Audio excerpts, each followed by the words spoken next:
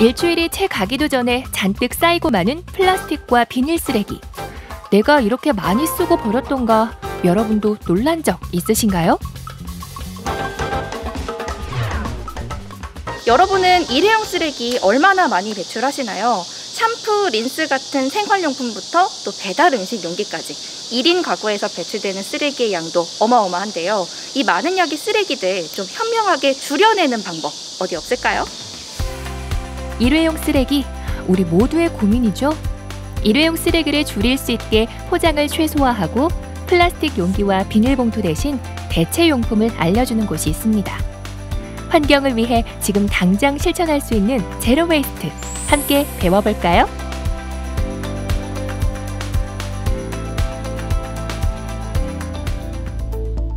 일상생활에서 사용하는 일회용품들을 줄일 수 있게 도와준다는 곳을 찾았는데요. 이름하여 제로 웨이스트를 지향하는 가게입니다. 제가 찾아온 곳은요, 일회용품 쓰레기를 줄일 수 있는 노하우를 배울 수도 있고 또 쓰레기를 거의 배출하지 않는 생활용품을 구입할 수 있는 곳이라고 합니다. 이름하여 제로 웨이스트 전문 샵이라고 하는데요. 그 전문가가 바로 이곳에 있다고 합니다. 저와 함께 배우러 가보실까요? 이곳은 제로 웨이스트를 지향하는 작은 가게입니다. 포장은 최소화하고 재사용이 가능한 물품들이 그냥 버려지지 않게 되살리는 곳. 제로 웨이스트 실천가 이림 대표와 함께 쓰레기 줄이기 실천법 배워볼까요? 대표님, 이 공간이 제로 웨이스트를 주제로 한 공간이 맞는 것 같습니다. 근데 제가 제로 웨이스트라는 말을 종종 들어본 적은 있는데 잘은 모르겠어요. 어떤 의미를 갖고 있나요? 말 그대로 쓰레기 제로라는 이야기인데요. 우리가 일상에서 생활하다 보면 진짜 제로로 만들기는 어렵고 최소화하자는 움직임인데요. 우리가 꼭 필요하지 않는 거는 거절하고 다시 쓸 수 있는 거는 재사용하고 또 재활용할 수 있게 분리 배출 잘하는 그런 게 제로 웨이스트입니다. 쓰레기 배출량을 줄이고 자원의 낭비를 막는 제로 웨이스트. 5가지만 기억하세요. 거절하기, 줄이기, 재사용하기, 재활용하기, 그리고 썩히기. 장바구니나 텀블러 챙겨 다니기처럼 쉽게 실천할 수 있는 방법들이 요즘은 더 많아졌다고 하는데요. 제로 웨이스트에 도움이 되는 물건들이 이렇게나 많다고요? 보자. 어디에 쓰는 물건이고 어떻게 쓰는 물건일까요? 제로 웨이스트라는 것을 위해서 일회용품 사용보다는 다회용품을 사용하자라는 것들은 익히 알고 있지만 좀 더 특별한 공간에 왔으니까 이 제로 웨이스트를 좀 더 특별하게 지켜볼 수 있는 것들을 좀 배워보려고 합니다. 여기 있는 것들이 제로 웨이스트를 실천할 수 있는 물건들인 것 같아요. 얘는 봉투를 대체할 수 있는 거겠죠? 주머니니까? 네, 다회용 주머니. 비닐봉지나 그 지프백 대신에 사용할 수 있는 다회용 주머니입니다. 네, 뭐 시장 같은 데 가서도. 얘는 뭔가요? 샤워 타월인데 3배로 만든 샤워 타월입니다. 아, 하긴 이거 아크릴로 만드는 거니까 원래 샤워 타월이. 네, 샤워 타월의 대체로 아크릴 섬유고 그게 결국은 미세 플라스틱이 되는 거거든요. 얘는 뭐죠? 네, 설거지 비누입니다. 설거지 비누요? 네. 손비누인 줄 알았는데 보통 주방 세제는 액체로 되어 있지 않나요? 네, 그 액체 세제는 그 플라스틱 통을 늘 버리게 되잖아요. 그래서 그 플라스틱 쓰레기를 최소화하기 위해서 비누 형태로 나온 겁니다. 아, 이 자체로 플라스틱 없이 이렇게 형태로. 이용할 수가 있겠네요. 그리고 이거는 뭐 사탕도 아니고 알약도 아니고 그냥 제로 웨이스트랑 무슨 관련이 있어요? 네, 고체 치약입니다. 치약이요? 네. 고체? 네. 오. 튜브형은 또 플라스틱이 나오잖아요. 네. 그래서 고체로 나온 치약을 또 종이 봉투에 담아서 팔거든요. 그리고 이거는 칫솔일 것 같아요. 칫솔도 지금 플라스틱으로 만들어져 있지 않고 이렇게 또 나무 소재로 되어 있으니까. 여기 모는 이제 플라스틱인데 이 몸통 자체가 플라스틱이 아니라서 플라스틱을 최소화한 칫솔입니다. 일상 속 활용법을 볼까요? 플라스틱 통에 든 세제 대신 고체 세제로 설거지를 하고, 이를 닦을 땐 대나무 칫솔과 고체 치약을 사용하고, 장 볼 땐 비닐봉지 대신 면주머니와 장바구니를 이용하고, 시원한 아이스커피도 일회용 컵 대신 개인 텀블러에. 몇 가지만 바꿔도 수많은 쓰레기를 줄일 수 있겠죠? 대표님하고 제로 웨이스트를 실천할 수 있는 다양한 제품들을 제가 보고 왔는데 여기 보니까 더 다양한 제품들이 이렇게 진열이 되어 있네요. 네. 이거는 뭔가요? 네, 지으신 잘 모르겠지만 이게 수세미 열매라고 하는 바로 그 수세미입니다. 아, 말 그대로 천연 수세미, 그 주방에서 쓰는 수세미인 거죠? 네, 주방에서 쓰는 수세미. 이걸 그대로 다 써요? 네, 요거 반으로 잘라서 쓰면 됩니다. 아, 네. 필요한 만큼씩. 네, 우리가 시중에서 쓰고 있는 아크릴 수세미가 미세 플라스틱을 많이 발생시킨다 하거든요. 그래서 이런 천연 소재로 사용하면 자연에 해를 덜 끼치게 되죠. 혹시 이것도 수세미인가요? 네, 이것을 이렇게 압축시켜가지고 편리하게 사용할 수 있도록 만들었어요. 그렇겠네요. 네. 일일이 자르지 않더라도. 네, 이것도 혹시 수세미인가요? 이건 삼배실로 만든 수세미입니다. 아, 그러면 지금 이 네. 수세미 3종 세트. 이 친구들이 다 지금 지구에 큰 무리를 가게 하지 않는 천연 소재 수세미인 거네요. 예, 버려져도 해가 없는 수세미입니다. 아, 그리고 또 아까부터 제 눈에 확 띈 게 하나 있는데 네, 이거는 뭔가요? 천연 밀랍 랩입니다. 랩이요? 네. 그릇에 씌우는 그거 말씀하시는 거 맞죠? 네. 이거를 또 밀랍 소재로 만들었나 보죠? 네, 여러 번 쓸 수 있고 또 많이 사용해서 헤어졌을 때는 다시 밀랍 녹여서 보수할 수 있고요. 아, 씻어서 쓸 수 있고. 그렇군요. 네. 랩도 사실 일회용인데 이렇게 또 여러 번 쓴다고 그러면 훨씬 친환경적으로 될 것 같고 네. 이렇게 눌러보니까 좀 녹혀지는 느낌도 드네요. 그래서 네. 딱 밀착이 되는 그런 랩입니다. 네, 네. 이건 뭐 같으세요? 이거요? 종이봉투? 손수건? 아니에요? 밀랍 봉투입니다. 오, 만져보니까 네. 진짜 밀랍 소재네요. 네. 이걸로 봉투를 만들었다고요? 예, 그 지퍼백 우리가 많이 쓰잖아요. 네. 지퍼백 대신에 과일, 야채 보관할 수 있는 이렇게 꼭꼭 눌러면 이렇게 밀봉이 되거든요. 그렇군요. 네. 뭐 랩, 지퍼백 대신에 이 밀랍 봉투까지 뭐 제로 웨이스트 안 되는 게 없네요. 이번에는 우리 모두 당장 실천할 수 있는 제로 웨이스트 방법을 알아볼까요? 바로 종이팩 분리배출인데요. 이림 대표는 가까운 동네 카페와 함께 다 쓴 우유팩을 모으고 있습니다. 카페 운영이 바쁜 와중에 번거롭고 귀찮을 법도 한데요. 환경을 위해 동참하시는 분들이 많다고요? 이곳에 종이팩 분리배출 실천 가게라고 딱 적혀져 있네요. 사실 이렇게 우유팩을 씻어서 말려서 펼치는 거 좀 번거로운 과정일 수 있는데 이렇게 직접 실천을 해주시니까 제가 더 감사한 마음이 들기도 합니다. 직접 해보시니까 어떠세요? 아, 좀 번거로운 것도 있긴 한데 대표님이 요거를 수거해 가시거든요. 그래서 저는 뭐 환경 보호도 하고 뭐 어디 가져다 드려야 되는 게 아니니까 몸도 편하고 해서 이렇게 실천하고 있습니다. 내놔주시면 직접 대표님께서 가져가 주시는 일까지 해주시니까 편리한 점도 있겠네요. 네. 우유팩, 멸균팩은 안쪽에 코팅이 돼 있어 종이 쓰레기와 함께 배출하면 재활용되기 어렵다고 합니다. 그러니 종이팩은 꼭 따로 분리해서 별도의 수거함에 모아주세요. 오늘 이렇게 제로 웨이스트에 대해서 쭉 배워보고 나니까 당장 우유팩 모으기 정도는 일상생활 속에서 해볼 수 있을 것 같고요. 또 수세미도 천연 수세미로 한번 바꿔보고 고체 세제를 사용한다든지 여러 가지 충분히 손쉽게 할 수 있는 제로 웨이스트에 대해서 쭉 배워보는 유익한 시간이었습니다. 숲도 살리고 지구도 살리는 제로 웨이스트. 너무 어렵게 거창하게 생각하지 마시고요. 다양한 방법들 중에서 내가 선택할 수 있는 단 한 가지라도 좋습니다. 꼭 실천해 보시길 바랄게요. 지구를 생각하는 작은 실천.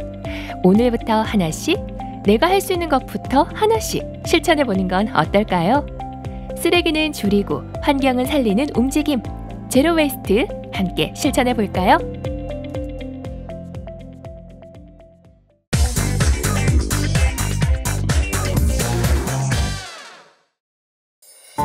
우리 몸과 마음을 편안하게 해주는 대표적인 힐링 장소 숲.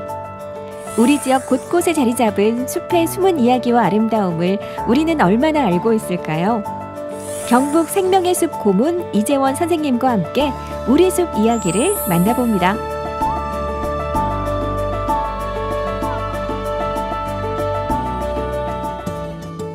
죽장면 상옥리.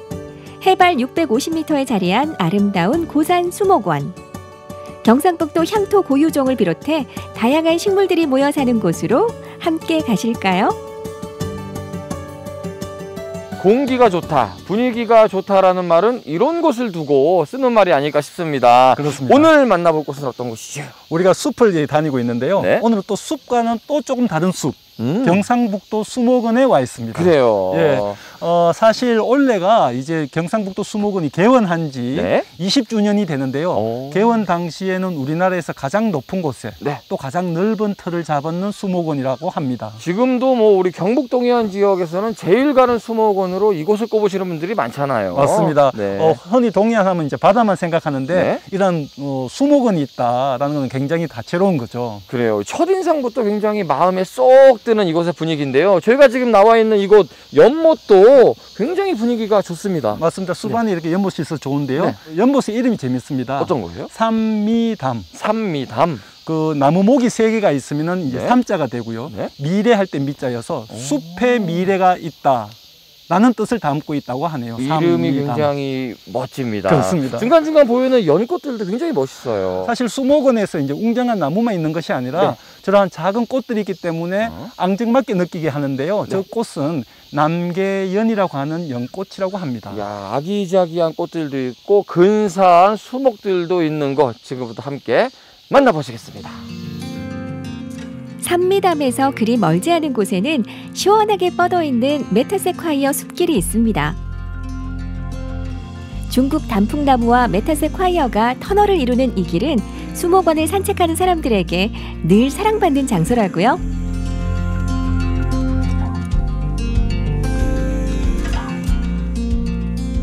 수목원을 간다는 건 또 다른 의미로 생각해보면 좋은 곳을 걸으러 간다라는 의미로 볼 수 있는 것 같아요. 그렇습니다. 그런 의미라면은 지금 이 길은 100점짜리가 아닌가라는 생각이 들거든요. 그렇죠.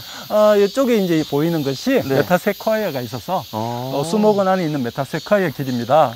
그리고 이제 바닥은 요즘 이제 걷기 열풍이 있으니까 맨발 걷기도 할 수 있는 그렇게 조성이 되어 있습니다. 그냥 쭉 나 있는 이 길만 보더라도요, 가족들이나 연인끼리 걷기 참 좋겠다. 더불어서 요즘 SNS 유행이잖아요. 그렇죠. 사진 한 컷 남기기에도 굉장히 좋겠다라는 생각도 드네요. 청량감도 굉장히 들고요. 그렇죠. 네. 거기서 한 가지 더. 어떤 우리가 거요? 이제 수목원이 지금 우리가 숲길에 대한 어떤 감사를 이야기하고 있는데 워낙에 수목원의 목적은 이러한 어떤 공원이나 산책을 위한 것은 아니었고요. 어떤 종자를 연구하고 또 미래를 위해서 보존해두고 이러한 연구기관이다.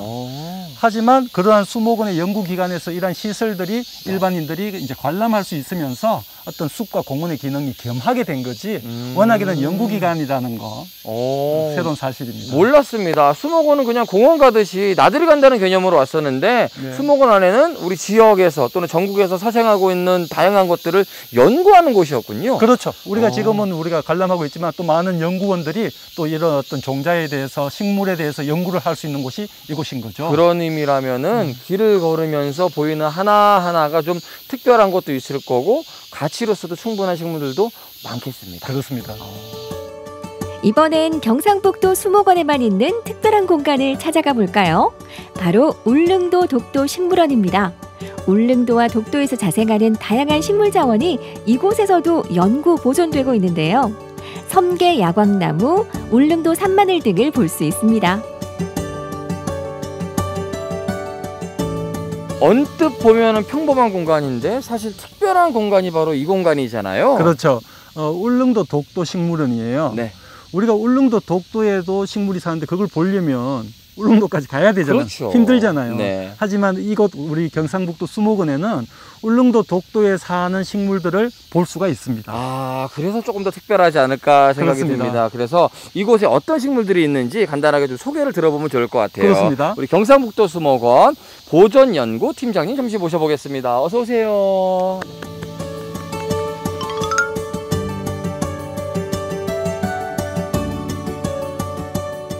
팀장님, 울릉도 독도 식물원 먼저 소개부터 드릴게요. 예, 울릉도 독도 식물원은 울릉도에서 자생하는 고유의 식물들을 모아놓은 곳입니다. 일반적으로 내륙에서 잘 보지 못하는 식물들을 모아놓은 식물원이라 할 수 있죠. 사실 울릉도에서 자생하는 것들을 여기서 볼 수 있다는 매력이 있는 것 같은데 조금 더 특별한 이유를 들어볼 수 있을까요? 우리 울릉도하고 내륙은 식생이 많이 다릅니다. 그래서 울릉도만이 가진 식생과 유사한 기후와 풍토를 가진 이곳에 식물원을 조성하게 됐습니다. 제가 둘러보니까 나무 이름 앞에 섬자가 많이 붙어 있더라고요. 네. 그게 좀 특징인가 봐요. 네, 이 섬자는 내륙에 사는 식물들하고 유사하긴 하나 분류학적으로 이 섬에서 자라고 있기 때문에 섬자를 붙여놓는 경우가 많습니다. 아, 그냥 섬에 있다고 섬이 아니라 그 섬자가 안 붙은 나무랑 차별이 있는 거네요. 네, 그렇습니다. 경북 동해안과 함께하고 있는 우리 울릉도 좀 멀지만 사실은 좀 가깝거든요. 그곳의 매력을 이곳에서 만날 수 있는 거 경상북도 수목원이 가진 특별한 매력 중에 하나가 아닐까라는 생각을 해 봅니다. 하늘과 산이 맞닿는 곳, 경상북도 수목원만이 가지는 또 하나의 특별한 매력 포인트가 있습니다. 바로 정상에 위치한 전망대인데요. 맑은 날엔 호미곶까지 한눈에 보인다고 하니 수목원을 찾는다면 놓쳐선 안 될 장관이겠죠? 경상북도 수목원을 만나는 마지막 장소 바로 이곳 전망대입니다. 정말 멋집니다. 아, 정말 입을 딱 벌어지게 하는데요. 네. 정말 이곳에 와 보니까 우리 네? 경상북도 수목원이 다른 전국 어느 수목원보다 차이점이 있구나. 오. 바로 동해 바다가 바라 보이는 수목원이라는 겁니다. 그러게요. 저희 앞쪽으로는 산맥들이 보이고요. 뒤쪽으로는 동해 바다가 시원하게 펼쳐져 있는데 중간중간에 굉장히 멋진 스팟들이 보이거든요. 그렇죠. 이 눈으로 보이는 것들 좀 소개해 주세요. 먼저 바라 보이는 바다는 우리 청하 월포만이고요. 네. 그리고 저쪽에 보면 이제 신광 비악산이 보이고요. 그리고 매봉, 삭갑봉, 이 내연산 일대의 준봉들이 이곳에서 다 펼쳐 보입니다. 규모가 그만큼 또 크다라는 거죠. 그렇습니다.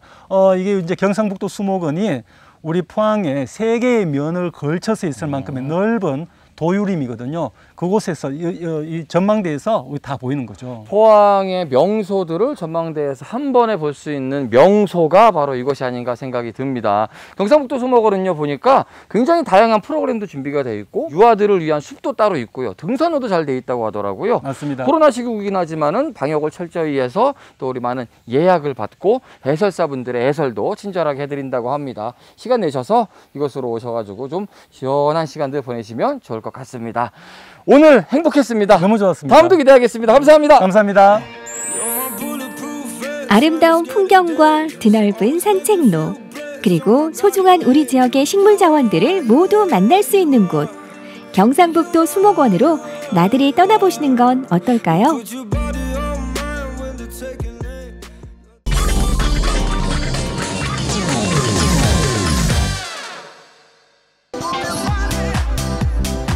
여름이 끝나가는 계절, 시원하게 알찬 휴일을 보낼 수 있는 미술관을 방문해 보시는 건 어떨까요? 감성 지수를 한층 높여줄 경주의 특별한 전시들과 함께 문화충전 시작합니다.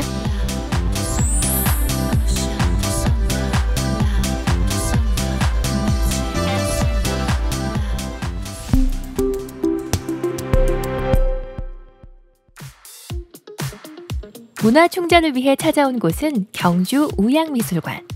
첫 번째로 만나볼 수 있는 전시는 우리가 살아가는 3차원 공간에 대한 의식의 확장을 제안하는 네거티브 스페이스전입니다.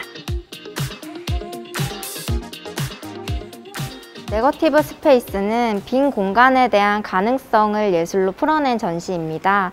코로나로 인해서 제한된 실내에서 보내는 시간이 많아진 우리의 어떤 변화된 일상에서 실마리를 찾았는데요. 우리가 평소에 쉽게 지나쳤던 빈 공간들이 새로운 대안이 될 수 있을 것이라고 생각했습니다. 공간적 개념을 예술로 재고찰하고 우리 주변의 공간을 새로이 인식해서 지각의 확장을 이끌어내고자 기획 의도가 마련되었습니다.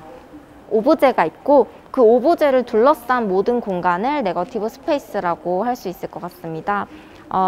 예를 들면 어떤 의자가 올라가는 그 앉는 면이 있고 저희는 의자의 그 밑부분은 사실 많이 사람들이 생각은 하진 않잖아요. 그 의자의 밑부분이 바로 네거티브 스페이스라고 생각하시면 될 것 같습니다.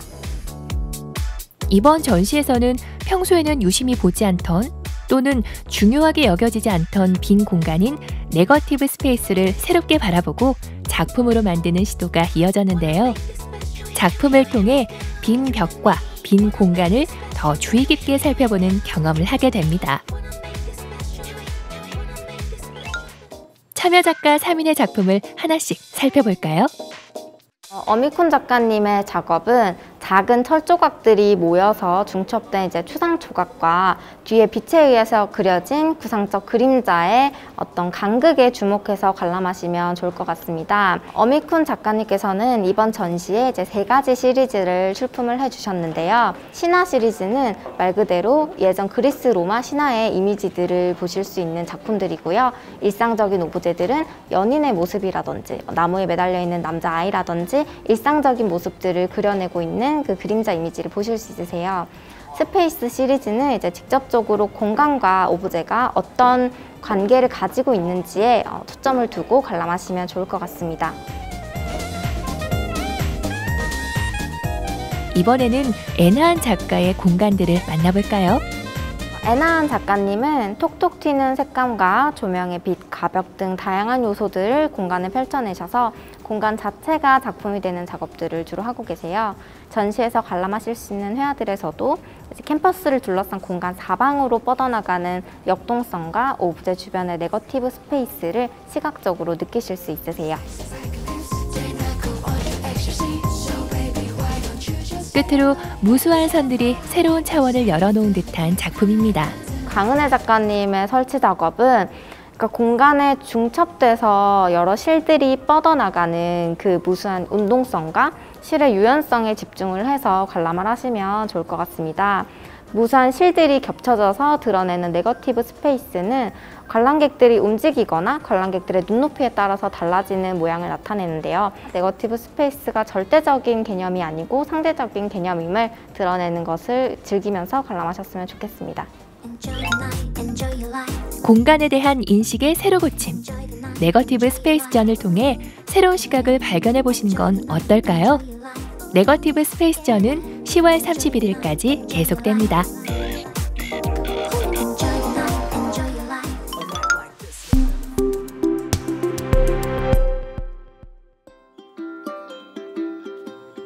두 번째 전시는 장기화된 팬데믹으로 지친 우리들에게 자연 속 힐링을 선물하는 감각의 숲 전시인데요. 전시 공간에 들어서자마자 푸르른 식물들이 눈길을 끕니다. 감각의 숲은 어떻게 기획됐을까요? 현재 비대면과 사회적 거리두기, 마스크 쓰기의 일상화 등 후각이나 촉각과 같은 감각의 제한을 받는 시대에 살고 있습니다. 이러한 제한된 감각들을 자극하고 이를 통해 인간의 정체성을 회복을 이끌어내기 위해 기획되었습니다. 이번 전시는 순수 미술 작가로만 구성된 것이 아니라 디자이너 그룹, 가드너인 식물 디자이너 팀, 사운드 아티스트까지 다양한 예술 분야의 7팀으로 구성되어 작가들만의 다양한 시각으로 만들어진 작업과 함께 우리의 감각을 되살릴 수 있는지 살펴보는 전시입니다. 감각의 숲 전시는 관람객들이 작품 속으로 들어가거나 손으로 만지고 귀로 들으며 직접 체험해 볼 수 있는 작품들이 많은데요. 좀 더 자세히 알아볼까요? 네, 이곳은 포프먼트 팀의 식물 산책이라는 작품의 공간인데요. 앞에 놓여진 반려식물들을 가슴에 안으시고 앞에 작가님들께서 구성하신 식물 산책길을 통해서 산책을 하시면서 이색적인 경험을 통해 식물과 교감을 할 수 있는 작품입니다.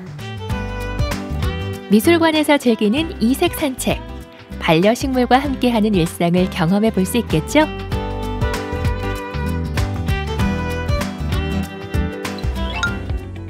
관객의 참여로 완성되는 작품. 두 번째는 식물과 관람객의 접촉을 통해 식물의 소리를 들려주는 소리 심기입니다. 이 공간은 에이블 네이처의 소리 심기라는 작품입니다. 안쪽으로 들어오시면 식물들로 구성이 되어 있는데요. 식물의 미술 정류를 측정할 수 있는 작품들이 밴딩이 되어 있습니다. 관람객들이 잎사귀를 이렇게 어루만져 주시면 미세 전류가 측정이 되면서 스피커를 통해 음향이 증폭되어 감상하실 수 있습니다. 잎사귀를 손으로 만지면 칼슘 이온의 농도가 짙어지는 것을 이용해 음악적 신호로 변환해 주는 건데요. 잠시 그 소리에 귀 기울여 볼까요?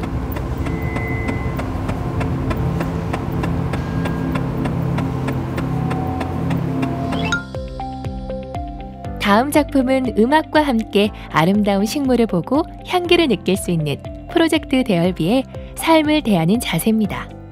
식물로 구성된 거대한 작품이 마치 숲에 온 듯한 기분을 들게 하죠. 프로젝트 대열비는 특정 공간의 영감을 받아 작품을 형상화합니다. 호양미술관을 21m에 달하는 거대한 공간에 맞춰 수평적으로 3개의 아일랜드로 구성하여 연출하였습니다.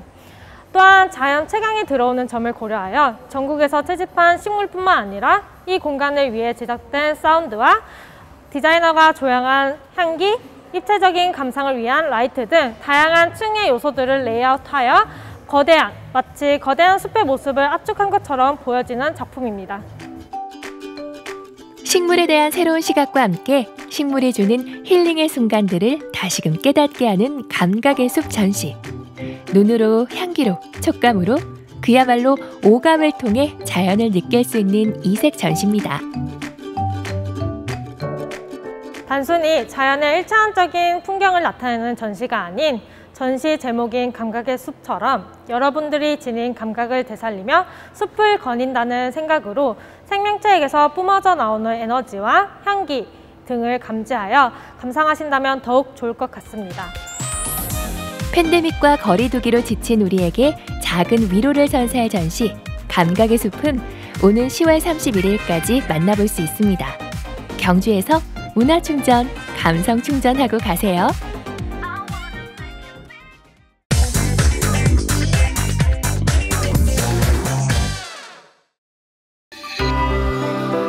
때로 우리는 사진 한 장이 건네는 이야기에 걸음을 멈추게 됩니다. 저마다의 방식으로 공감과 위로의 메시지를 전하는 작품들. 그게 바로 예술의 힘이겠죠? 그냥 마냥 슬프지만은 않았을 거라는 생각을 들면 그런 생각을 하니까 기분이 좀 미묘해집니다. 예술로서 이를 한번 돌아보고 위로받는 전시가 될 수 있겠습니다. 평온한 일상을 잃어버린 힘겨운 여름. 우리의 마음을 위로해줄 반가운 전시회. 지금 만나보시죠.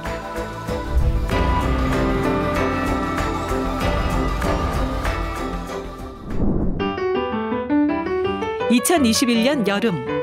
대전을 찾아온 특별한 전시회가 있습니다. 모처럼 미술관도 북적북적. 이미 입소문이 뜨거운 것 같죠?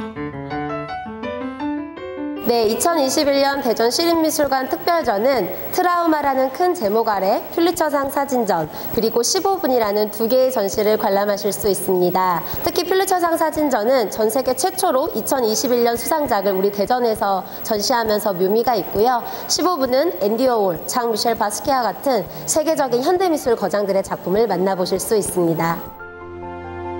1917년 조지프 퓰리처가 설립한 이후 전 세계 많은 언론인과 사진 기자들에게 뜨거운 영감을 주고 있는 퓰리처상. 수상 작품이 대전을 찾은 건 이번이 처음입니다. 네, 예술이 가지고 있는 가장 중요한 역할 중에 하나가 소통이라고 생각하는데요. 아마 가족끼리 오시다 보면 기억하고 있는 사건도 있고 또 새롭게 인식되는 사건도 있으리라 생각합니다. 한 작품 한 작품 보시면서 그 역사의 현장에 대한 이야기를 나누면서 세대를 어우르는 그런 교감과 소통의 장이 되기를 바랍니다. 1942년부터 2021년까지 퓰리처상을 수상한 사진 125점을 한자리에서 만날 수 있습니다. 세계가 걸어온 역사의 순간들을 생생하게 포착한 사진들. 그 해 가장 역사적이라고 생각되었던 상징들, 그 순간의 모습을 담은 보도자료 사진들은 사진 기자들이 얼마나 힘든 상황 속에서 그들만의 직업 윤리의식을 갖고 임무를 다하는지 사진 속에서도 그들의 피와 땀을 느껴볼 수 있을 것 같습니다. 한국 전쟁의 참상도 고스란히 카메라에 담겼습니다.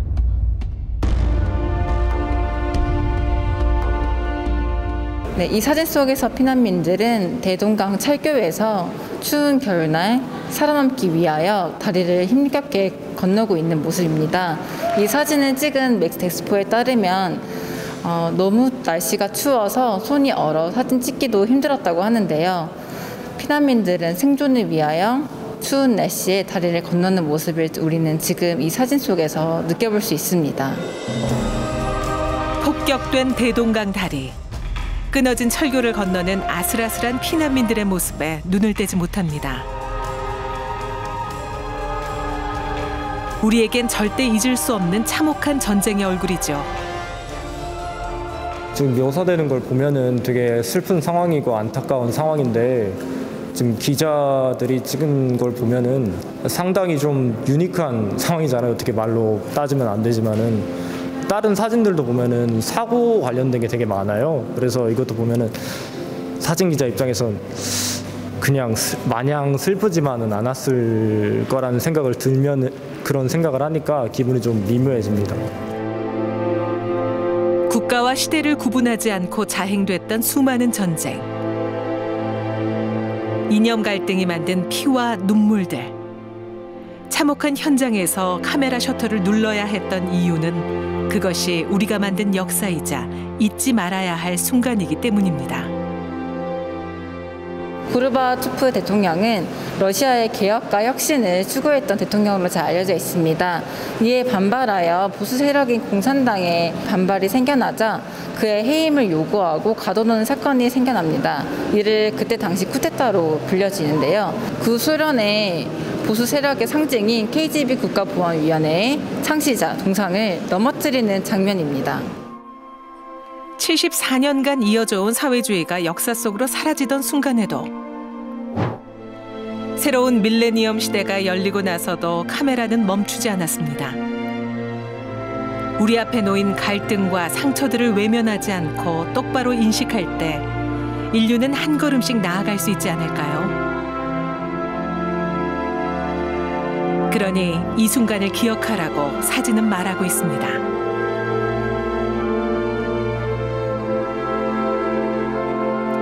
2021년 우리 앞엔 또 다른 트라우마가 있습니다. 처음 공개하는 올해의 퓰리처 수상작.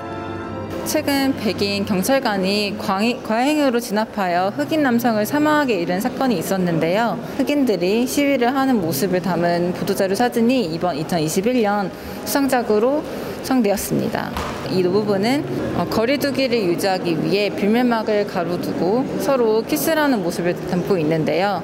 이 모습에서 코로나19를 이겨내고자 하는 그들의 열망, 그들의 절망을 느껴볼 수 있을 것 같습니다. 코로나 팬데믹 시대가 만든 오늘의 사회상.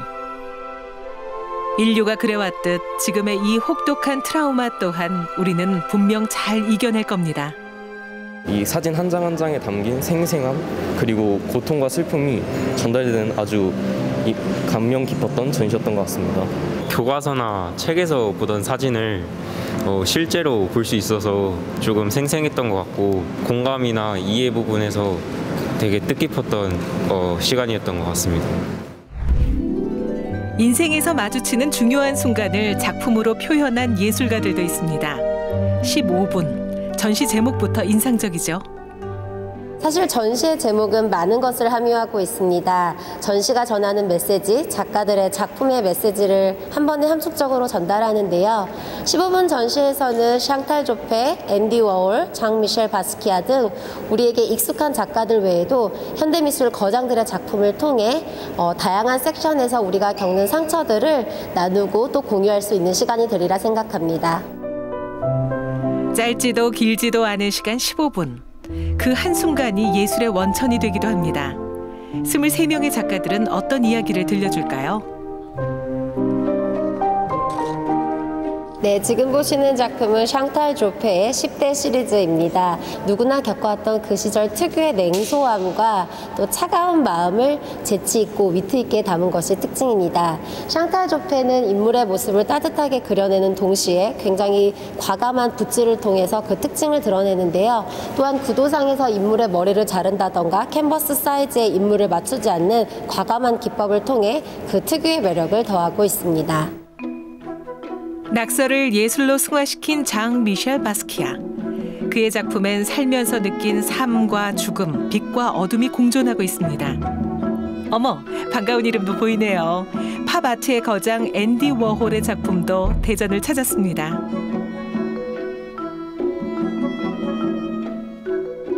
대표적으로 캔버스부케는 앤디 워홀의 대표작이라고 볼 수 있는데요. 이 통조림 제품을 예술의 매체로 활용하여 미국의 자본주의와 물질 문화를 상징하는 작품으로 선보였습니다. 우리가 끊임없이 소비하고 탐닉하는 것들.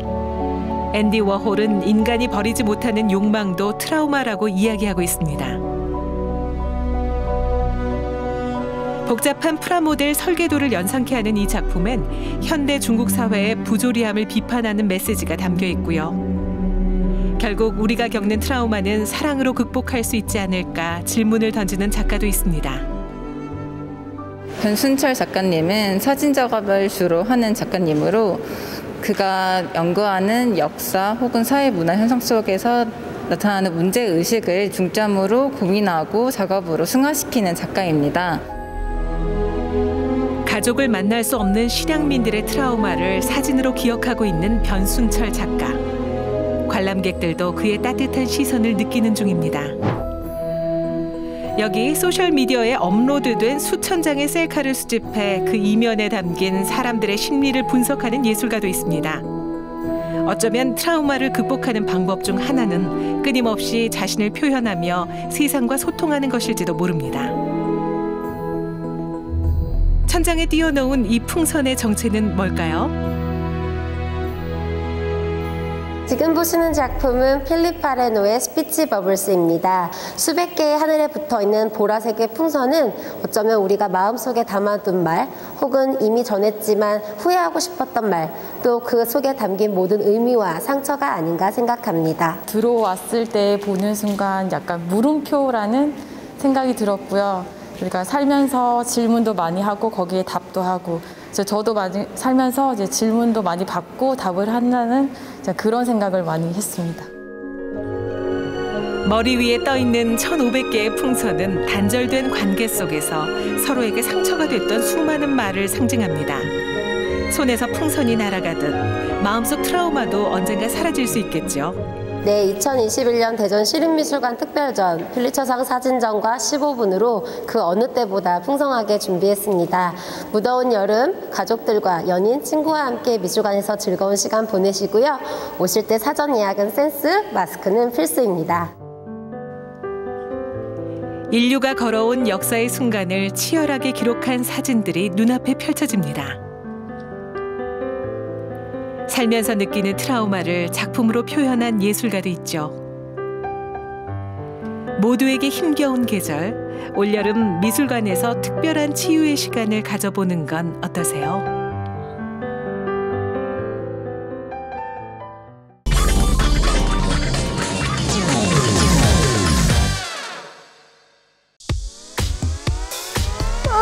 더워. 뜨거운 바람 나. 아니, 우리 이런 날 촬영 갈 수 있는 거예요? 전 못할 것 같아요. 저 말고도 이렇게 더운 날은 다들 일 못하실걸요? 진짜예요? 확인해보세요. 아우 더워. 아우 더워. 여전한 무더위지만 그깟 폭염이 대수냐? 뜨거운 불 앞에서도 땀 정도는 그냥 쓱쓱 싹싹. 불꽃 튀는 더위야 한판 제대로 붙어보자. 와이야!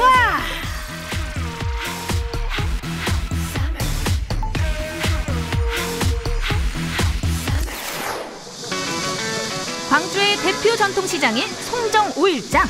찌는 듯한 더위에도 장날은 못 참죠. 어우 더워. 땀이 비 오듯 쏟아지네. 어디 쉬러 갈 곳 없나? 그늘이다. 뜨거워. 불이에요, 불. 피부에 닿는 열기로 먼저 느끼고 장인의 노련한 기술로 눈과 귀를 사로잡는 이곳. 야, 열기가 장난이 아니에요. 사장님 안녕하세요. 뜨거워.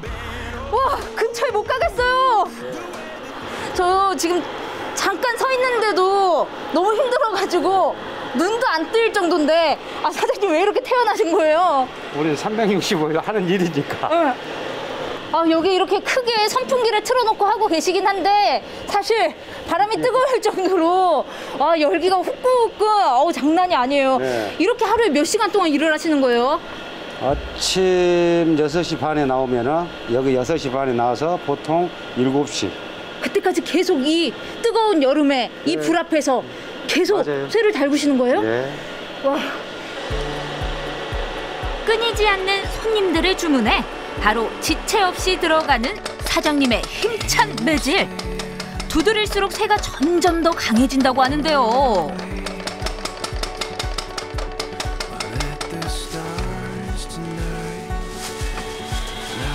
여기 처음 오시는 거예요? 아니, 늘 다녀. 늘 다녀요? 얼마나 다니셨어요? 한 몇 년 되었어요. 몇 년간 여기를 꾸준히 올 수 있는 비결이 있다면 뭐예요? 요 연장이 좋은 게. 아, 연장이 어떤 점에서 뭐 특별해요? 새가 좋아, 새가. 아, 새가 좋아. 불 조절부터 사장님의 꼼꼼한 장인 정신이 들어갔는데 좋지 않을 리가 있나요? 아니, 안 더우세요? 덥죠. 당연히 덥죠.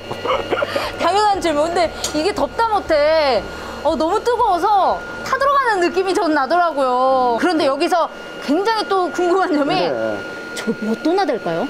이 온도요. 지금 상태 온도는 몇 도 안 돼요. 지금 많이 돼봤자 한 6, 700도나 될 거예요. 제 정도는. 예? 6, 700도. 적어서 6, 700도 정도요? 네, 그래서 준비했습니다. 과연 그 온도는 얼마일까요? 에로? 하이? 측정 불가. 헐, 얼마나 높은 거예요? 아니, 이 온도계가 400도까지 측정을 할 수 있는 온도계인데 측정 불가가 떴어요. 말씀하신 대로 한 600, 700도는 되는가 봅니다. 아니, 이게 불편한 점이 엄청 많을 것 같아요. 여름에 일하시려면. 다 불편한 거야. 다 마찬가지고 또 하다 보면은 또 거기에 익숙해지니까 견뎌요. 야, 딱 얘기만 들어봐도 내공이 느껴져요. 아니, 사장님 이 대장간 운영하신 지 얼마나 되신 거예요? 우리 제가 아버님한테 배운 지가 거의 한 30년이 다 되네요. 넘어가는데. 그럼 30년 넘게 지금 아버지 일을 뒤이어서 네. 하고 계신 거예요? 예. 와. 아버지에게 전수받은 당금질 기술로 피어낸 하얀 꽃들. 마술을 부리는 듯 금세 뚝딱뚝딱 만들어내는 물건들. 이마에 맺히는 땀이나 장갑 벗으신 손 보니까 얼마나 또 많이 다치고 힘들게 일하시는지 알 수 있을 것 같아요. 이 안전화가 지금 온전하지가 못해요. 손도 우리 사장님 어떻게 하면 좋아요? 괜찮아요. 새까맣게 흘리고 흉터도 그러고. 원래 이 일을 하려면은 그 정도 각오는 하고 해야 돼요. 그래 않으면은 하지 말아야 돼요. 스스로 느끼는 이 일의 매력은 뭐라고 생각하세요? 매력, 새를 마음대로 다룰 수 있다는 거. 새를 내 마음대로 다룰 수 있다는 거. 그게 재밌어요. 이 가마보다 더 뜨거운 사장님의 열정을 응원하도록 하겠습니다. 사장님 힘내세요. 화이팅! 와, 멋지다. 근데 뜨거워. 등이 뜨거워. 불꽃의 불씨 따라 찾아온 두 번째 장소. 장작불이 활활활활 타오르는 이곳은 어딜까요?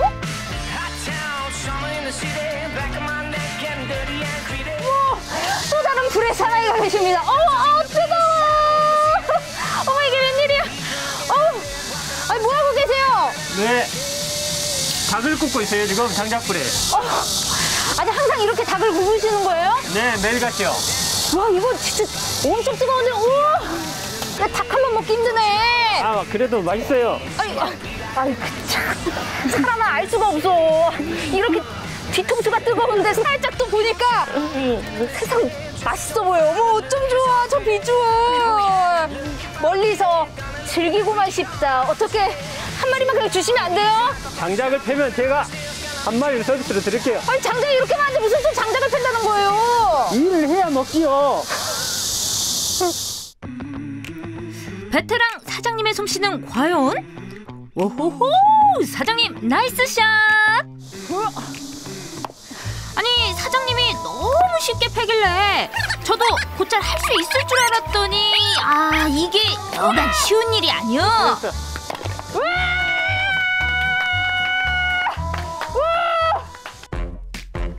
제가 팬 장작으로 더 맛있게 구워지는 닭. 이 닭들의 속사정은? 삼계탕 마냥 몸에 좋은 것들은 다 집어넣고 이제 참나무 장작 위에서 사우나 할 시간. 불에 직접 굽는 게 아닌 열기로 훈훈하게 굽는 훈연닭. 시원하게 불순물과 땀도 쫙 빼고 광도 좀 냈습니다. 자, 닭의 기름기와 함께 흘러내리는 사장님의 땀, 정말 괜찮으신 거 맞죠? 아니, 닭 구울 수 있는 방법은 다양하잖아요. 일부러 요즘 뭐 전기구이도 있고 그냥 어디 오븐에다가 구워도 되고. 대체 이게 무슨 나무인데 이렇게 애지중지하면서 닭을 이렇게 훈연하시는 거예요? 네, 일단 열을 고온을 낼 수가 있고 또 고기에 맛있는 냄새가 배길 수가 있습니다. 그리고 고기의 잡내도 없앨 수가 있고, 그래서 건강식으로 아주 드시기 좋습니다. 야, 최고의 음식을 위해 이 무더운 여름에도 불 앞을 지키며 닭을 구워내고 계신 멋진 사장님이십니다. 감사합니다. 아니, 하루에 얼마나 여기를 지키고 계신 거예요? 저 한 8시간 정도 꾸고 있습니다. 와, 저는 진짜 단 5분도 못 서 있겠어요. 그 열기 또 제대로 체크해보려고 하는데 여기도 역시나 하이 측정 불가입니다. 야, 여름날 고생 정말 많으시네요. 감사합니다. 야, 그만큼 또 고생한 만큼 우리 손님들이 맛있게 먹어주면 보람이 있겠는데요? 당연하죠. 가장 큰 보람입니다. 어머, 저도 그 보람을 한번 느끼고 싶은데. 아, 당연히 드려야죠. 아까 장작을 펼쳤으니까 네. 한 마리 드릴게요, 제가. 그죠? 네. 장작 또 폈겠다. 그러죠. 저거 다 익은 것 같은데. 네. 그럼 닭다리 하나 뜯어보겠습니다. 네. 이건 됐어, 이제. 기름기 쫙 뺀 맛난 닭들을 맛볼 차례. 설렌다 설레. 맛있는 닭이 나왔습니다. 야, 이 닭이 그냥 맛있는 닭으로만 이제 보여지지 않아요. 우리 사장님의 땀과 노력과 정성이 여기에 한가득 들어있다고 생각하니까 안 먹어봐도 얼마나 맛있을지 기대가 돼요. 네. 야, 이 정성스럽게 구워낸 닭 어떻게 먹으면 맛있고 좋을까요? 네.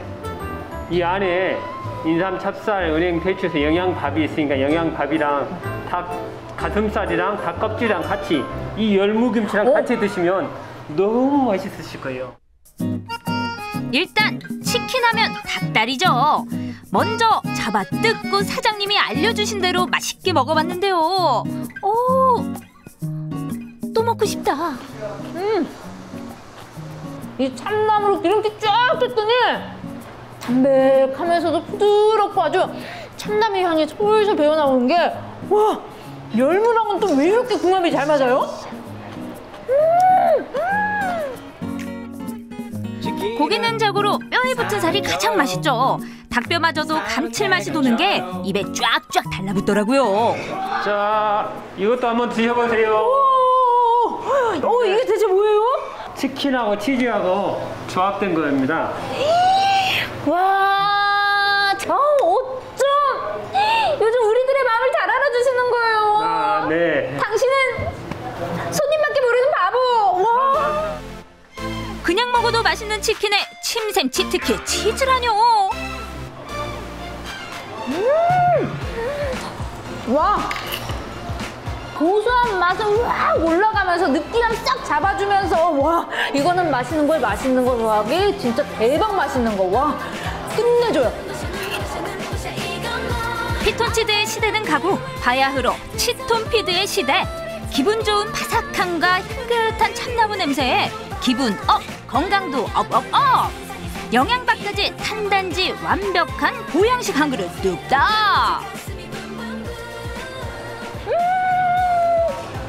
아주 끝까지 맛이 좋네요.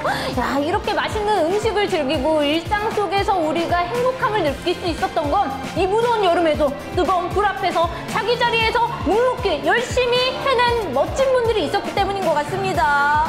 전국에 계신 뜨거운 열정을 지니신 사장님들 모두들 힘내세요. 너무 감사해요. 너무 더워하시니까 한 마리 더 못 시키겠네. 타오르는 불보다 더 뜨겁고 치열하게 불꽃 사이로 피어나는 장인 정신. 불쾌지수 올라가는 날씨지만 성실함과 정성으로 유쾌지수는 이상무. 당신들의 땀이 빛이 납니다.